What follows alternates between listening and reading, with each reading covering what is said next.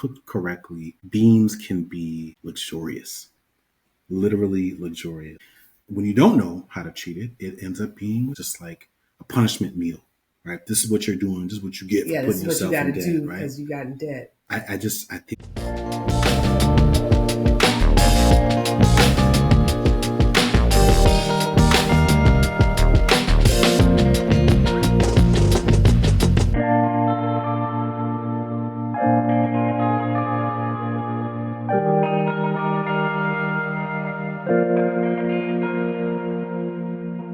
Welcome to the Rich and Regular podcast, where we explore life at the intersection of learning. I'm Kirsten. And I'm Julian. And today we're talking about some of our favorite cheap meals. I don't even like the word cheap. I know. Affordable, inexpensive, good. It's just good.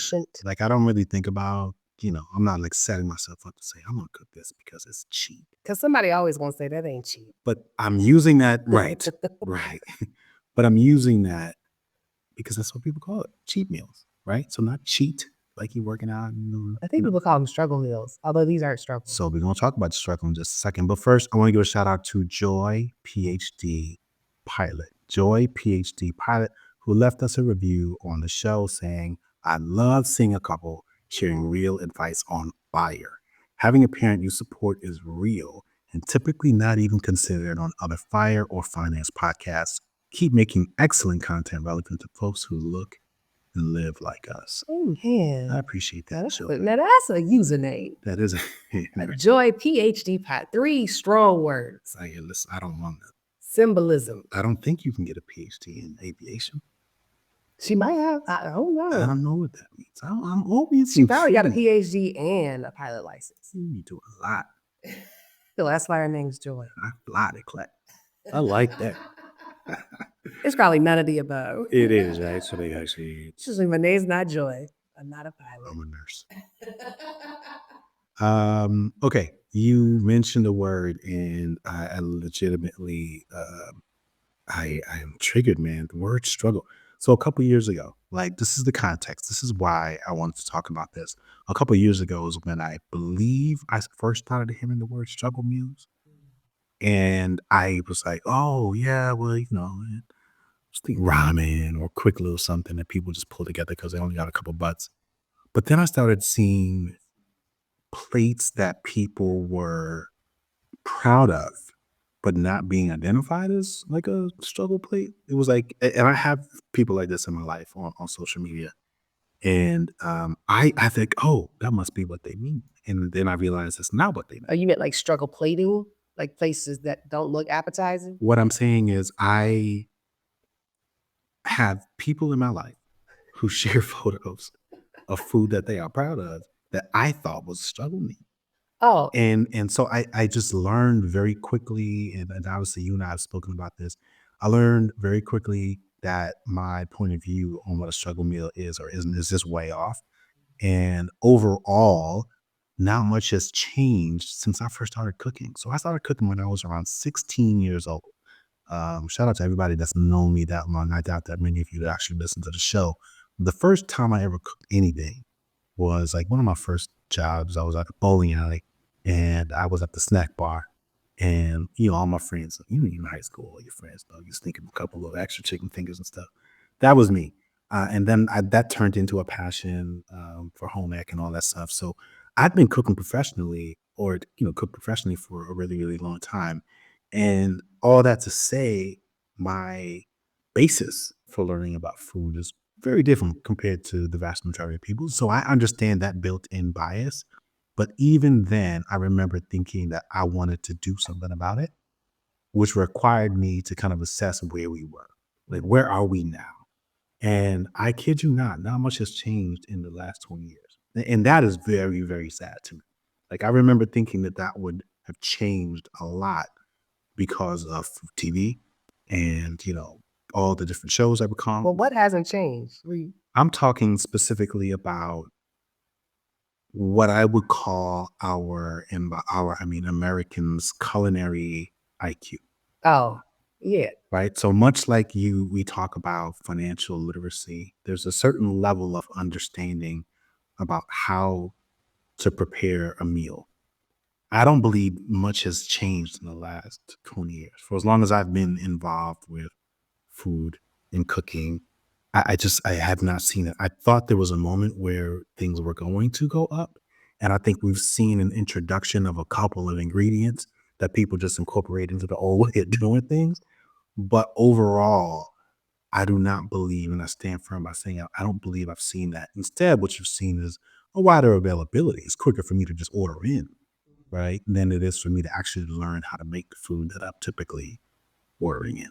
If Yeah. that makes any sense. Yeah, I mean, I think it's no different than any other subject. We are more comfortable watching someone else do it, whether it is Correct. cooking, renovating your home, there's all kinds of vlogs, day in the Yes. life. We're far more comfortable watching a day in the life of somebody else than really romanticizing and trying to improve our own days of our lives, our own whatever the subject is. And so, yeah, I think that's just the American way. We are a consumption culture. And yeah, I think you're right. I don't think that there's been much improvement in terms of people's cooking, but people know a whole lot about food, or at least they think they do from So watching correct. television. Correct. They've seen a lot.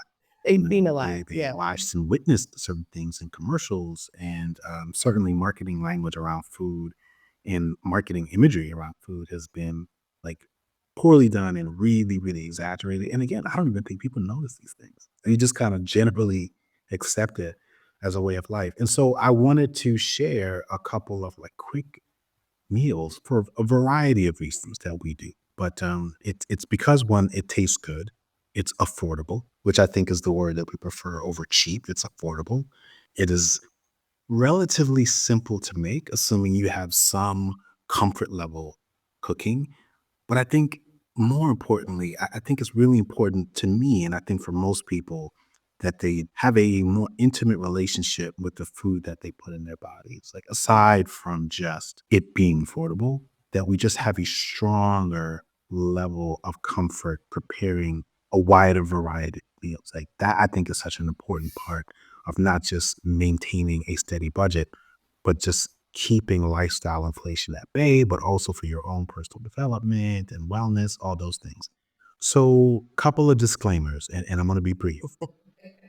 The first one I'm going to say is I give myself free license to just be honest, because I think part of the problem is that I agree. culturally we just tell people like, "Oh no, that's fine, that's good, it's good," and it's like, no, we have to be honest. Like, I don't know that we can solve a lot of problems if we are just always grading everyone on the curve because we know it's a sensitive issue and people kind of take things personally. So I'm gonna do my best to be honest whenever the opportunity presents itself, and hopefully add in a little bit of humor there so that nobody feels bad. But there's nothing I can do about that. If somebody feels bad, That's on you. that's that's on you. Um, Two, I will say, in terms of pricing, because we're going to talk about how much certain things cost. Obviously, not everyone has access to the same grocery stores, but for the most part, the vast majority of the groceries that I buy, I would say around 60, 70% now come from Aldi, which is not always the case. For years, it was Whole Foods, and we switched away from that. I would say either right after the pandemic or something, but like we made that decision a couple of years ago. I remember talking about it, writing about it. The rest of it, I would say, comes from Costco, which was a recent addition into the mix. And then I would say maybe like the last 5 to 10% would be specialty items that I would get maybe from a Whole Foods or occasionally I by myself walking through the aisles of Sprouts. But for the most part, the breakdown and the availability of these foods are from Aldi. And I think that's important because I'm pretty sure we have a lot of Aldi shoppers or people who shop at stores comparable to that. But if you're only buying the same things, you'll never really branch out and then you just find yourself in that rut. And so I'm hoping to break that to, again, just get people excited about eating better food or at least better prepared food without breaking the budget. So, Yeah. yeah. We are also in the South. So if you are on the West Coast Yeah, or there's in the that. Northeast and these prices sound outrageous, or if you are somewhere where salmon or some other food is readily available and fresh, or you hunt it yourself, there might be a price differential. The only allergies we have in this house are peanut allergies for our son. Those are So, more like a and it's more like a sensitivity. sensitivity, yeah. But if you are gluten-free or vegan or vegetarian, feel free to adopt and adjust these as needed. You're gonna have to stop me because I got Yeah, something people that get sensitive when you talk about food. I know, but even that, What are you trying to say? I'm willing to bet, based on what you just said, that most vegetarians are far better cooks because they've been forced to adopt. Oh, yeah. You know what I Yeah, mean? you And can't find good vegetarian food. hell, there are tons of Just people who could make a vegetarian meal at home, but because they don't consider themselves vegetarians, they just say, "Well, they ain't nothing to eat." It's like, damn. It's like literally because you don't have a meat and or fish, that's my dad. you have convinced yourself there ain't nothing to eat in the Yeah, house. if it ain't no meat, it ain't no meal. It's like, goodness gracious. So that's the first one right there. Everybody says that become food. All right. Well, luckily, the first meal has meat in it. So, our first affordable meal is salmon with the crispy skin, a little bit of jasmine rice, and some stir fried vegetables, which Yeah. comes out to about $6 a portion. And I don't know if you've been to a Chick-fil-A, a McDonald's, a Five Guys, you hard pressed to find a meal with a meat, a starch, a veg, and a beverage for less than $6. You ain't seen them in a beverage? Well, water. Yeah, so Water. And the way we come to the cost is the cost of salmon per side is approximately $25. So you buy the salmon, you buy the whole side. yeah, by the whole side, we cut that into depending on the size of each portion, and each side is different because every fish is different. But we can normally cut that into around 5 or 6 portions. Yeah. Okay. So then you have the rice, which we get like a 5 pound bag for about $7. Obviously, you're not using all 5 pounds for this meal, but do a little division. And then you got your veg, which is edamame, sugar snap peas, green beans with mushrooms. You could even use frozen vegetables. And then with that, we just toss it in a prepared sauce like teriyaki or garlic chili sauce or whatever is in a pouch or in a jar. There's been a huge boom and improvement in sauces. And I think that's what makes this dish so versatile is because you can have the same like base, the salmon, the rice, and the veg. But if you go from a teriyaki to like a Japanese barbecue sauce or a sweet chili sauce, it's a totally different It's meal. different. Yes. Yeah, you can, and there's all other ways that you can kind of like remix that particular dish. But the star of the show for me is always going to be the crispy skin. Now, some people hate salmon skin; they think it's gross. I think most people who don't like salmon skin just don't know how to make the skin crispy. So when the skin is soggy, it can taste oily. And then I'm just running through all the complaints that people say. Like, I don't like cooking it with the skin because it makes my house stink. There's no real way to get around that. Just open a window. Well, you can use the Febreze after the fact. We have a air mist, like the Febreze air mist or Lysol, any sort of aerosol, or you can open a window if Yeah. you don't want to breathe in the carcinogens. But if you need it going quickly, light a candle and move on about your life. Yeah, I think it's worth it. But the other thing that I like about cooking salmon with the skin on is that even if you mess it up, or even if you decide that you don't like it, if you cook it correctly with that skin side down, which is how you get the skin to be crispy. And there's some steps to it. Go to the episode of Money on the Table. We pretty much did that exact same version, which is a very affordable meal. Um, but you can just peel it off. Like when it's crispy, you can just peel it off. Like the other day, I'm not gonna lie, I think I burned it. And you flipped it for me. I appreciate that. But I just ripped it off. And it was like, all right, well, there it is. And then, the rest of it was pretty delicious. So I want to run through just a couple of you know, remixes and things that I think are important so that more people can feel a little bit inspired to make that particular dish. So we already talked about the skin, right? If you like the skin, you like crispy skin salmon. Again, one of the keys to doing that is making sure that the skin is dry. If there's any moisture that's on the skin when you put it in the pan, moisture and oil do not mix. That's what's going to make it pop up. That's also what's going to make it splatter. And I think actually leads to it being a little stinkier in your house because it's just splattering all over the place. So there's that. The rice, we are normally cooking jasmine rice. And listen, when I switched, I have not looked back. I have not cooked rice in a pot probably in about a year, ever since I discovered the any day that you bought and didn't use. Wow. And then I said, hey, you know what? Like, let's just choose a day to use this thing. And it's worked out really, really well. So Love it. for the most part, I always cook my rice in the microwave. And I'm telling you, I know for a fact there's some people of Caribbean and or African descent right now listening to me and like they're rolling over, their grandparents are rolling over in their grave. Try it. It is absolutely worth it. We've already converted several people that I already know listen to the show and they haven't looked back either. So there's that. We talked a little bit about the vegetables, and there's so many things that you can do with this. You mentioned edamame, which you can get, which is just like a little soybean pod. Great source of protein. Super simple, great source of protein. Our son likes it, which is another one of the reasons why we cook it. I make it in the any day too. I have the smaller version of the any day. I pop it in there. It's already frozen, and then I think I cook it for maybe like 2.5 minutes or so. Give it a little toss with some salt, maybe pop it in for another minute, and just let it steam in the any day, which is pretty much how they cook it in the restaurants anyway. But that's a really easy way to do it. If you don't like edamame or you want green beans or something like that, this is as simple as blanching the green beans, which I tend to do that about once a week. Like you go get a pack of green beans, you blanch them, and we use them and or mix them up into other quick little stir fries that you can use for any variety of things. But we in particular use it whenever we're making some kind of like fish with rice stir fry. We've done what roasted broccoli this way. Like there are just so many quick little easy ways where you can still enjoy fresh vegetables that are still nutrient dense and really, really delicious that work really well with this kind of dish. If you just wanted to do salmon, you can get a quick bag of salmon and that cooks in what, a minute or two. Hit that with a little bit of sesame oil. We like to keep sesame oil on deck. If you're really feeling fancy, you can also buy roasted sesame seeds, like they're pre-roasted and in a jar. It'll last you forever, but you can use that as a bit of a garnish over the entire dish, or you can just do it with the vegetables. But to your point, I mean, this is something that's done in about 10 minutes.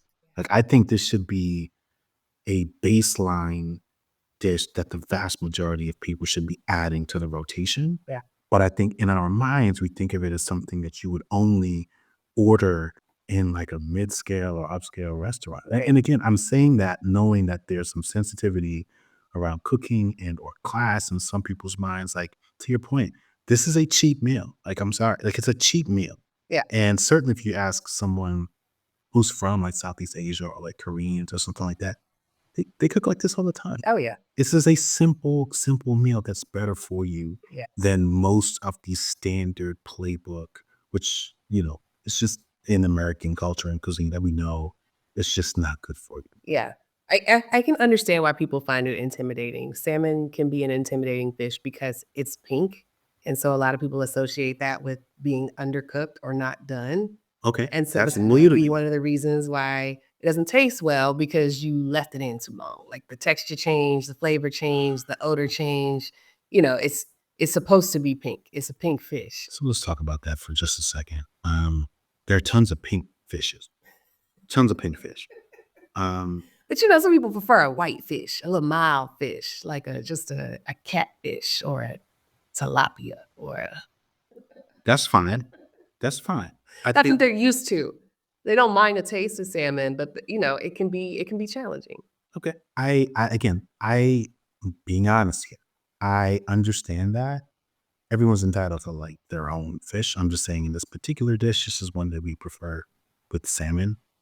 You could use tilapia, you could use frozen cod, like any fish that you like. I think for me, the bigger point is that whenever you want some type of, for lack of a better descriptor, Asian inspired quick meal with like fish, rice, and vegetable, that should be on the rotation Absolutely. for the vast majority of people who are looking for something that is both healthy, affordable, and quick to make. Way cheaper than takeout. Way Pair it cheaper. with like frozen dumplings or spring rolls. Pop some spring rolls in the air Yeah. fryer, mix it Which up. is the other thing about this dish is air fryer friendly. So It for is. those who are not cooking pros or who don't enjoy cooking, this is as simple as putting it in the air fryer. You put your fish in the air fryer, your rice in the microwave, and however you want to cook your vegetables, you can put them in the microwave too using the any day. And then you're done. So even if you are like a busy partner at a law firm or you got a bunch of kids or you've got multiple things to do after work, this is something that doesn't require a lot of thought. I love that you sneak this in your friends right now. I'm gonna call them out by occupation. As they specifically calling out some of your friends. Or Alea Fernandez I'll call and myself Fran out. Williams. If I found myself out. Like, even if you got a little ADHD, you a little neurospicy, this allows you to eat like a raccoon. Like, I find myself eating like a raccoon several times a month, several times a week, really, where you just want to nibble and nosh. And so, like with this dish, you can add some of those seaweed snacks. I like to add the little, little sheets, and you can put a little rice in there, a little bit of salmon, roll it up, and it's like a sushi bite without it being as expensive as sushi. I've Yeah. seen people make bowls out of them and put like the kewpie, whatever, the mayonnaise, the Japanese mayonnaise on Oh it. yeah. Like they chop up the salmon and just make it into a bowl. You could do whatever you want, but it's versatile enough where it doesn't have to be hot. So if you want to take it for lunch, you can eat it on the go. You can feed it to the kids. You can put it in a sandwich. We made salmon BLTs. Like it's a go-to. Yes. Yes. I want to move on to the next one. Yes. Chicken and vegetable pesto pasta. Yes. So with this, you're gonna need the chicken breasts, which it depends on how much you buy. The cost is gonna vary, but you can also buy it pre-cooked for like $3.49 per pound, or if you're using one breast, you can just split it and it'd be like $1.75. We have a lot of different vegetables in our vegetable pasta. Right now, we use Brussels sprouts, which are about 250, and we use 75 cents worth. Frozen peas, broccoli, spinach, all of that is about $1.50 worth of vegetables. Now you're gonna buy more than $1.50, but you're only using $1.50. So the rest is gonna be for whatever you wanna use it for, snacking, other sides, whatever. Then you've got your pasta, which is about $1.50. We use half of that, 75 cents worth. Got your pesto. We're not making it. We're buying the jar for $2.19. Or are you making it? I have tried to convince myself that it was worth making it several times. I had tried the Aldi version of pasta. I'm sorry, a pesto. I've seen the Costco and I've heard great things about it, but it's just too much in my mind. I'm like, I Yeah. don't really want to buy that large of a jar of pesto, even though we do eat it pretty regularly, but I would just rather crack open a new one. And to me, it's not really about the savings at that point. So yeah, I don't make it, but I could. I Yeah. think it's pretty. We use about $1 worth of the jar of pesto, got another half left over, and then you got your Parmesan cheese, freshly grated.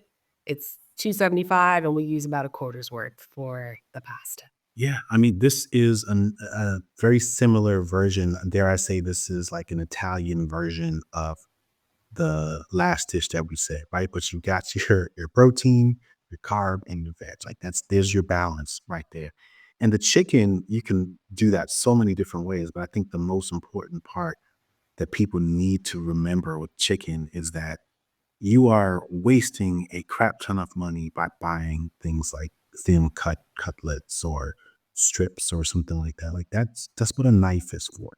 You just get a knife and save yourself a couple bucks, and it's the exact same thing. You can Google it if you're not really sure. We You should can do a pull up a video. video on YouTube. So we can talk about videos. I will just pause and say this. It I, maybe I'm a perfectionist, but I feel like the moment you go down the pathway of trying to solve for every single problem when it comes to food, like it's an endless library because people need a video for just about every And there single is one. thing. And there is Some people one or just want to something. learn from you. They want to see how you cut the chicken. Well, I was going to say this until later. If you want to see how I cut the chicken, then you tell me that that's what you want to see. So leave us a comment or something like that. I've thought about this, and we have started and stopped this. It's a lot of work. I feel like I just gotta make sure that this is something that people want, and that there's something in it for me. I'm just being honest. Like right now, I'm trying to Yeah, just we don't want to read your inspire. minds. Yeah, I can't. But if you want to know how to cut a chicken and you want Julian to teach you, drop it in the comments. Julian, teach us how to cut the chicken. Okay. So let me get back on track here. Chicken. You do not need to buy the cutlets pre-cut. You can just buy the breast. We've got it down to a system at this point. So I buy like the family pack of chicken. I brine them. I've kind of figured out the brine. I used to brine them a little bit too much and then it'd be a little salty. I've figured that part out now. So I brine the chicken. I then pre-cook all of the breasts and then I vacuum seal them basically with two breasts per pack. And so we'll have two breasts of chicken that are already cooked and we're ready to eat it. If you want to make something like a quick little chicken pesto, or if somebody wants to make sandwiches, if you want to take that chicken and cut it up and put it into like a chopped vegetable salad, the chicken part is already ready to go. It's been pre-cooked, it's been seasoned well, it's ready to rock. Going down to now the vegetables, a lot of people don't like Brussels sprouts unless they're fried and like, with bacon or however people like them. But you can eat Brussels sprouts a variety of ways. And this is one of the ways that I just started doing because I just happen to have, I think, like a couple extra Brussels sprouts where I wasn't really enough for like a full side. And so I was cleaning out the fridge and I was like, all right, there's a couple of Brussels sprouts in there. There's about a third of a bag of spinach. There's always peas. We always have frozen peas on deck. And before I knew it, I had like this really green and super healthy vegetable pesto, which by the way, you could just eat by itself. And that would be a delicious It was good. vegetarian meal. If you wanted to add some chicken on top of that, you could do that. If you wanted to add some salmon or some other protein on top of that, you could do that as well. But that's kind of the point of this dish that is pretty quick. Now, with respect to things like broccoli, I roast a lot of broccoli with garlic for my son because that's his favorite vegetable. But whenever there's like a little bit left over, you just throw it in the pasta. Like you don't waste it. You just throw it in there and mix it up. And so to me, this is just one of those things that again is delicious. All the flavors kind of work together because it's really just vegetables and garlic and cheese and you know, depending on how much pesto you want to add, that's completely up to you. But like you've got the chicken, you've got the pesto. Now the pasta. This can differ. We can use spaghetti sometimes. What I find is that when we use spaghetti, specifically with our son, and you do this sometimes too, people just leave the vegetables behind. They just end up Well, eating a big bowl of pasta, and all the vegetables end up in the bottom of the bowl getting thrown into the garbage. I started doing this initially because I wanted my son to eat more vegetables, which is why I stopped serving things like spaghetti and penne and, and opted for orzo pasta instead, which basically looks like if pasta were a grain of rice. That's what orzo pasta looks like. And you would really have to be maniacal to try to pick out all those vegetables. And it worked because he was just like, you know what, I ain't got time for this. It was enough pasta. And before he was done, it was all gone. And so whether it was a quick little bag of frozen mixed vegetables, which is typically what, peas, corn, and I think green beans, that's what he would have. But if we have this, he'll eat that too. And the other beautiful part is it's all kind of green. So you don't really, he doesn't know he's eating Brussels sprouts. I might throw some kale in there. He wouldn't know that. You wouldn't know that. It's just all mixed up, tastes like pasta and pesto, and everybody's happy. You mhm. know, the only downside to orzo is that I think it's harder to find. This is what I mean when I say specialty products that I would go to like Sprouts or Whole Foods for. But if you didn't want to do that, you could do a smaller pasta like a bow tie. But again, people end up picking out all the other stuff and end up just eating the pasta. Yeah, the ratios have to change when you have a bigger pasta or more absorbent pasta. Yeah. Like, I I don't think think a lot of people understand how much the shape of the pasta will impact how the sauce and how the dish blends together. There are some pastas that are meant for saucy dishes, tomato dishes. There are some pastas with holes in the middle of them because they're meant to be the vessel for the a sauce. vessel for the sauce, and then there are some pastas that are meant to be mixed in Yeah. with the veg, like, that's what orzo does for us, and to your point, it's just one big spoonful. It's like a spoonful of medicine. Yeah. And the other thing I would say about this particular dish is I understand that a lot of people just don't really rock with pesto like that. Yeah, Like when they think pasta and they immediately think, you already know, red sauce yeah, and or cream yeah, sauce. There's no world of pasta that's our outside. green sauce, There's no such thing as a green sauce. And that it's butter not sauce. really a sauce. I mean, it kind of is, but you can make it creamy if you want. There are tons of restaurants that offer like a pesto cream. I don't really add cream to ours. I just use the cooking liquid and pesto, and that tends to be enough, or it's like thick enough for us to really, really enjoy. But, you could add a little bit of cream if you just wanted it to be a little saucier, a little creamier, but, you don't really have to. But I also just want more people to try I mean, there's an entire world of sauces that I think we are just afraid of, Yeah, and if you don't like it, like I said, it's like $2 for a jar and, throw it away, but it's And you don't have to dress the whole thing, right? You can make the base and then add pesto to half of it, and then maybe the next day you wanna do, like, because I think for most of us, we would call this, like, a pasta salad, like, most of us from the South. You ever heard of pasta salad? yeah, I've heard of pasta salad, This is but it means different things it to a lot does. of different people. This is like a warm pasta salad. Okay. But if you were to take the same thing and cool it off and add, like, an Italian dressing and maybe, like, a feta cheese for a little razzle dazzle, Yes. it'd be a traditional pasta salad. So this is just another way that you can cross-utilize ingredients and have a base for what I would call a pasta salad, what you would call just a pasta throughout your house. Yeah. I would never call it a pasta salad. I know. Yeah, to me, pasta salad is like typically sauceless, I think. And if anything, they're adding like an Italian dressing or something like that. Yeah. It's never good, in my opinion. What? I still love Salad. Oh my gosh. dressing, I could eat pasta. I love yes, exactly. That's exactly what it is. Not my thing. All right, moving on to the next cheat meal, which everybody should know. Beans and rice, rice and beans. And this isn't really so much of a dish as much as it is like a base for several dishes. This is I feel like one of the cornerstones of the personal finance community, thanks to Sir Dave Ramsey. Yes, but it's the way that it's typically served is like prison food. Yeah, like canned It's food, like rice and a then can of beans. just drop a spoonful of canned beans on top. There's some garlic in there and some hot sauce. And what I'm hoping to inspire more people to do is just to recognize that there's so much more to beans. And I would go so far as to say that cooked correctly, beans can be luxurious, literally luxurious. Like with a hummus?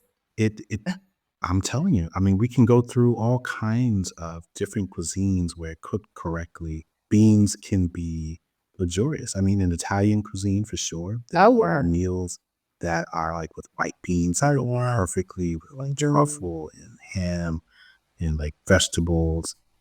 In Indian cuisine, the Yeah. beans are treated really well. Like there are certain cultures that I think where beans are a primary part of the cuisine. They know how to treat it, and as a result, like it results in something that a lot of people I think would consider like really, really luxury.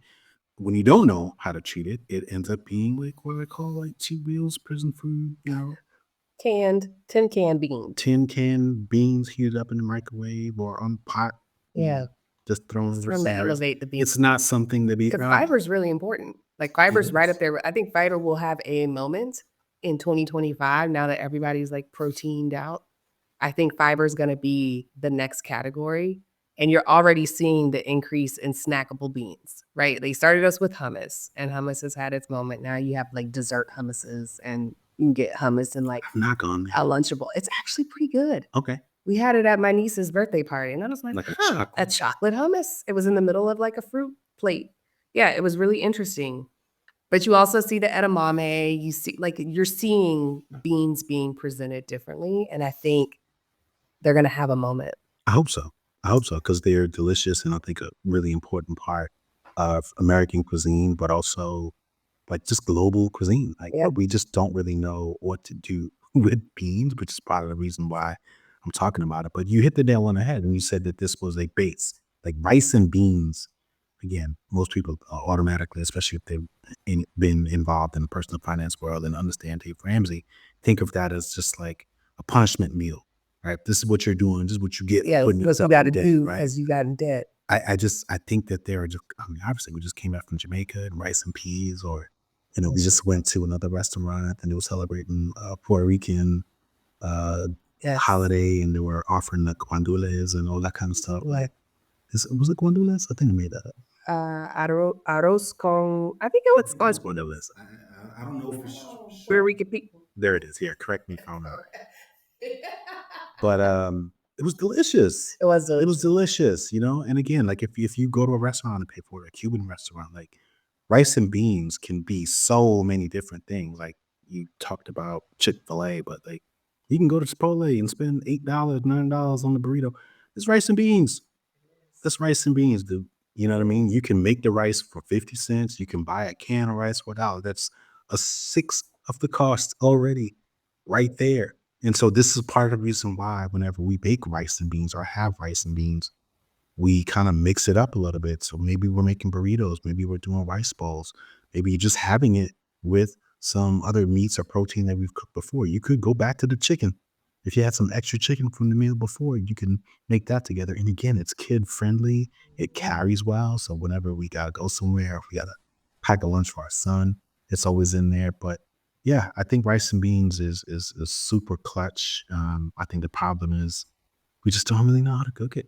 So do you use canned beans, dried beans, or a mix of both? I normally use canned beans. I haven't used dried beans unless I was making something like charro beans, where I specifically wanted to develop a particular flavor profile in the beans themselves.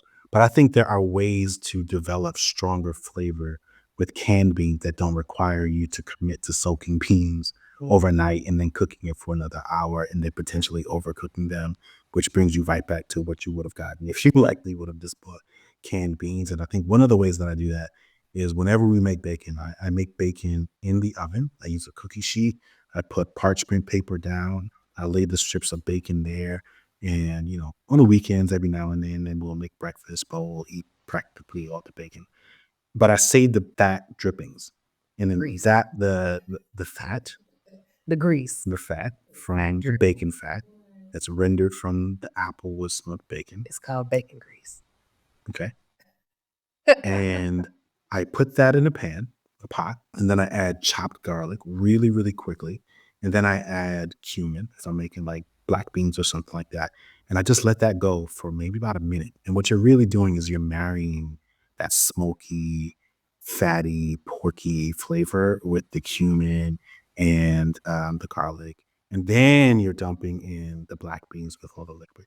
That little step right there makes 40% improvement versus just adding the pot to instead of just adding the beans to a pot and then adding in like some dried herbs and spices. Like that base of the fat being in there, like just makes it the mouthfeel is different. Like it tastes so much better.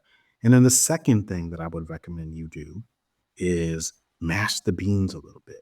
I don't think a lot of people do this or even know this. And so if you have, let's say, a can of beans that goes into a pot, you should mash, I would say maybe 20 to 30% of those beans. So after it cooks, after it comes up, you're really just reheating it, but the flavors are coming together. Get like a little fork and I just mash that against the side of the pot and then reincorporate that into the beans and then mash it a little again and then reincorporate and then mash it a little bit again. And so some of the beans will be whole, but some of the beans will be completely kind of pulverized a little bit, which makes the beans as you're pouring them a little richer, a little bit Yes. thicker, which means it sticks to the rice a little bit better. Correct. And it just makes everything taste better. So it's like little things like that, the technique and just a little bit of love can help. Now, if you don't like pork, you don't eat pork, that's perfectly fine.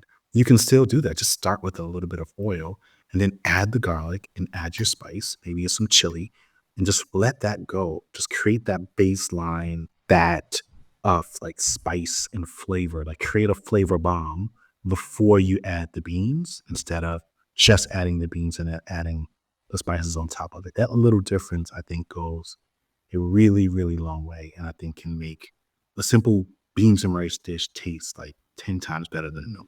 Yeah. I think the cheat code across all 3 of these meals, which again are staples in our house, you hard pressed to have any week where 2, if not all 3 of these meals are included in our rotation, whether it's lunch or dinner, or in some cases, breakfast, like with the beans and rice. We make a breakfast burrito out of that Yep. with the quickness. So if you were to take like a grocery list of the meals that we just went through, you go to the grocery store, you get salmon, chicken, and what was the other meat? Oh, that was it. Yeah, we're just Salmon and salmon and chicken. chicken, but And then pasta, rice, and whatever veg. The key is to cross utilize. that's it. Like the thing is, if you just bought everything on our list, the rice from the salmon can be used in a burrito. The veg from the pasta can be used in a bowl or in a salad. The chicken can be used however you want, sprinkled on things. You can use it with black beans. Quesadillas, you can, Yeah. yeah. You could use spaghetti, you could make a stir fry if you use a more Asian noodle. You could make a soup. You could do all kinds of things with these ingredients, and I think that is what keeps it affordable. It's not that you're buying single-use ingredients. It's not that you're buying flavors that only work in one way. It's really about portioning out the things to make sure that each meal has what it needs. Yeah. Yeah. I mean, to your point, whenever it is like fall, our son starts to get a little sick because of the weather change. I had that chicken. I know that I can make a fresh homemade chicken noodle soup in about 10 minutes. That tastes way better Yeah, and it than works. anything. And it works. It Yeah. actually Yeah. works. Like Clears the mind. homemade chicken noodle soup is supposed to, right? You're just adding the celery and the carrots, and the chicken is already made. Maybe you add some potatoes. And if you want to add some pasta in there, you just drop the orzo in there. Or if you have spaghetti, just chop up the spaghetti. It's exactly what they do in Campbell's chicken noodle soup. Oh, it's the same thing. But this actually tastes better, and you can control like how garlicky you want it to be Or how salty. or how salty you want to Yeah. be. But look, I'll close on this. Obviously, this is not just about health and taste and like learning the scale. This is also about money. And we don't normally price out our meals. I really only did that for the purposes of adding some layer of context to this particular conversation. But like the math like speaks for itself. Like to your point, if you made one of these dishes, you could have maybe two, three, four. Like you can keep basically the cost for a family of three down to like $15 to $20 a day. When you start doing that math, and then you start thinking differently about how much it costs to phone it in, like figuratively and literally to say, you know what, I just can't do it today. It's like, man, like that one meal of like Five Guys or Listen. that quick little decision to say, you know what, let's just go out tonight could easily be around 8 days worth of food and groceries. That's if you start building in how much it actually costs relative to cooking or learning how to cook a little bit better and or differently at home. And I think when you add that up on an annual basis, that's the math that I think you really need to do and say, all right, is it worth it or not? Because that's been my beef for the last couple of years. I'm totally fine with spending the money, except I really can't remember the amount of times I've had an amazing meal despite spending hundreds, in some cases, thousands of dollars. Never one, but like A mo over time, Yeah. yeah, you can spend so much money and they aren't memorable. And listen, this is where whenever people are talking about, where's the money gonna come from? We're asking them to do something, we're asking them to invest in something. You need $400 for a plane ticket or whatever. The immediate reaction is to cut back on other areas versus just looking in your food category and deciding and creating a menu to say, you know what, this month I'm gonna save $150 every single week for my family because we are going to start eating at home. We're going to start using vegetables. We're going to start making things. We're going to start stretching things, whatever it is. And it's like after 3 months of doing that, you've got your vacation paid for and you don't have to worry about summer or summer camp or spring. And then it becomes a habit. You can't do it every month. I am not going to sit here and say, like, oh my God, we cook all the time, even when our son is home and things are busy. No. But in the months that we can, we absolutely do because we're banking those savings and we use it for something else. So that would be my lesson for you as we go into the holiday season. Everybody's about to be stretched. Y'all just did another record Black Friday. Congratulations. And then we're going into Christmas, and then all the resolutions start. And I'm telling you, between now and January 1st, I bet you my left finger, you can pick one, any of them. The lip- oh, I was gonna say something else, but it wasn't gonna be appropriate. I'll bet you my left finger, one of them, left elbow, that you can save a couple $100 just by committing to cook simply and try to utilize and cross utilize the ingredients as much as possible. Come on without an elbow. Watch right. Come on without an elbow and see how you don't hear from my lawyer first. Whatever.